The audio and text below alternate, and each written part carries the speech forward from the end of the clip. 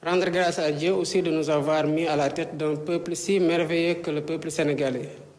Hier seulement, tout le peuple est sorti procéder au nettoyage et au curage des canaux pour répondre à l'appel du gouvernement, à côté des ministres, du Premier ministre et de l'ensemble de l'administration.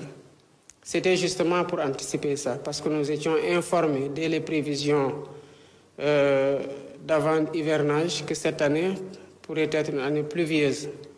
Nous savons que quand il pleut, le principal problème, c'est la mobilité en raison des inondations et les dégâts liés aux eaux. Et c'est la course contre la montre consistait justement à procéder au curage des canaux pour permettre que l'eau qui descendrait et qui est attendue en quantité puisse couler normalement et aller vers les lieux de déversoir. Le peuple a répondu massivement. J'ai vu des images qui m'ont véritablement touché et j'ai exprimé hier ma fierté d'avoir ce peuple-là derrière moi. Comme nous l'attendions, les pluies commencent.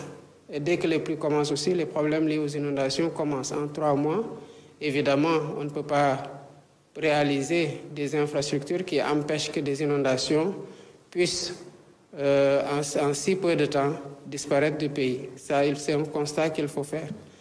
Toutefois, le gouvernement sera aux côtés des populations et il sera diligent.